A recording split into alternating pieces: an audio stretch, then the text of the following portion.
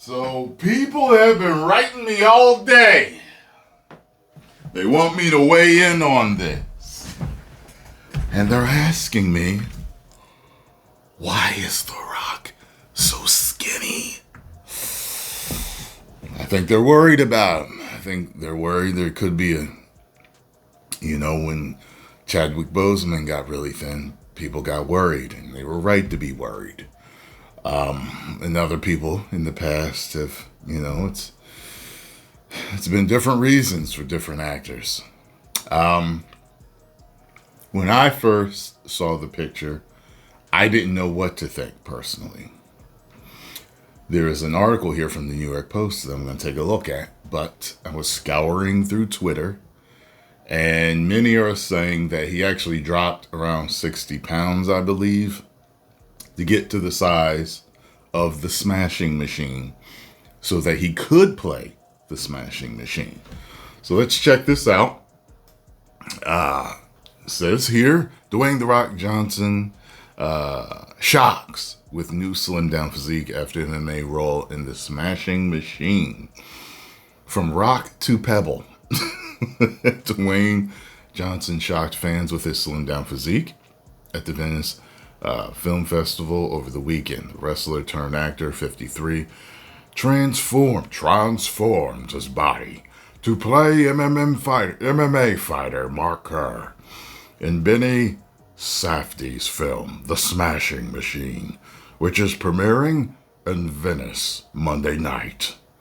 Okay, so that's the reason why. That's what people are saying. Johnson showed his weight and muscle loss as he attended the Miu Miu Women's Tales event on Saturday. All these advertisements keep popping up and moving things. In a button-up blue shirt and black pants, he was joined by his co-star, Emily Blunt. He looks small as hell, grinning like a little kid in this picture.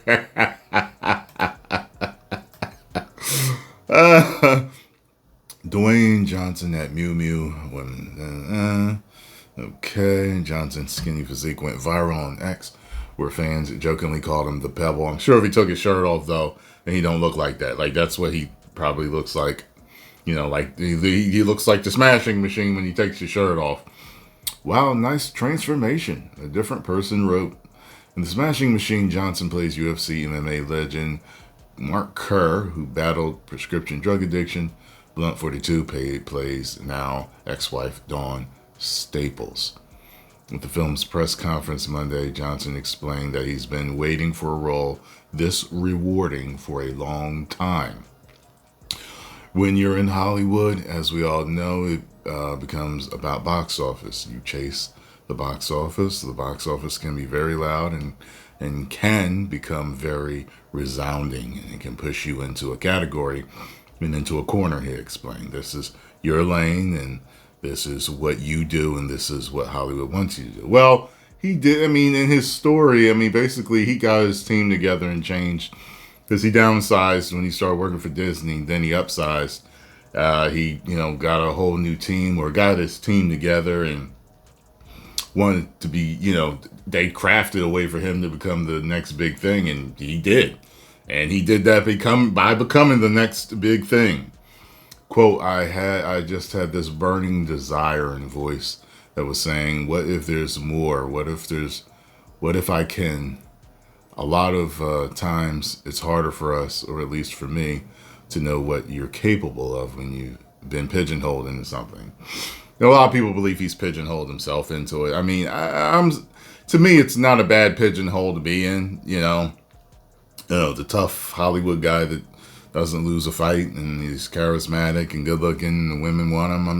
I don't think that's a bad pigeonhole. I think the problem is people start saying that you have no range when you do have range, but because that's all they see you as, they typecast you in their own head like you can't do nothing else. Now, like I said, I saw Snitch, and I already knew he had range, but people keep saying he ain't got no range. He does have range. I don't know why but people are like that. People are ignorant like that. Sometimes it takes people that you, who you love and respect, like Emily and Benny, to say that you can. Another thing is you start to want the respect of your peers. Maybe other actors are like, yeah, you're the man, but we want to see something else from you. So once you start rubbing shoulders with other people in the business, it's like, hey, well, can you do that or can you do this? You've already conquered this niche pretty much, the action niche. What else can you do? Can you bring home that Oscar? Can you do that?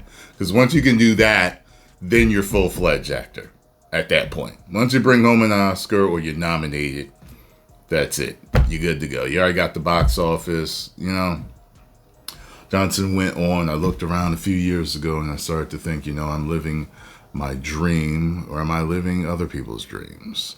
You come to that recognition and I think you can either fall in line. Well, it's status quo. Things are good. I don't want to rock the boat or go, I want to live my dreams now, or do what I want to do and tap into some stuff that I want to tap into, and have the place finally to put all this stuff that I've been experienced in the past that I shied away from. I've been scared to go deep, intense, raw until now, until I had the opportunity. He added. Johnson also said that the film is based on Kerr's life.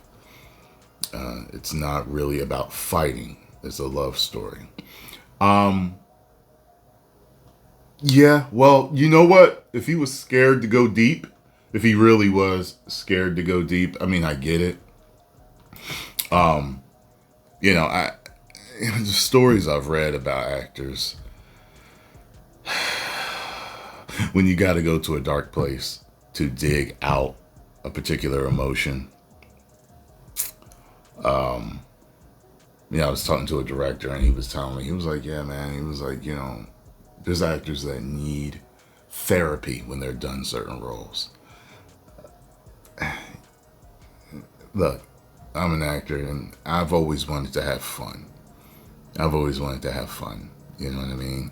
And I already told y'all, with the way movies are going now, I don't want no parts of Hollywood. I don't care if I ever get in there, as far as I feel right now. If they continue, if all they're going to do is make movies that no one, wants to watch, and it's always controversy and pissing fans off and not being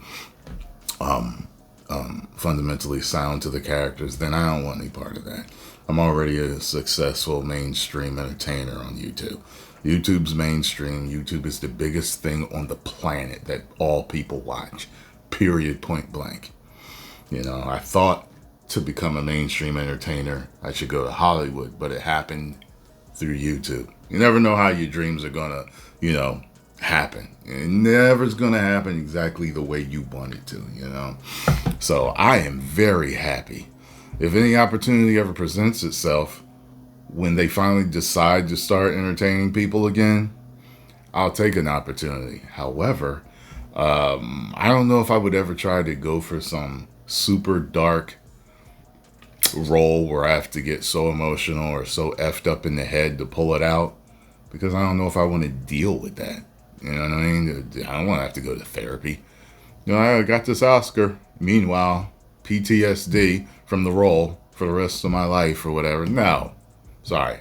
I'll have fun. Listen, I always want to just do comedy and action, or action comedies. All right? Or comedic action, whatever. Always want to just have fun, with my roles. So, whatever. I don't need it. Everybody else can be like, yeah, man, that's all you do. Yep. So I keep my sanity. Cha-ching. No Oscar? That's fine. I'm happy. I'm of sound mind. So, yeah, I hope he's doing all right in the head, because it does look like he went deep for this. Wonder how Jonathan Majors is doing after Magazine Dreams, because that was, whew, tip of the hat to that, man. He killed it. 10 million subscribers.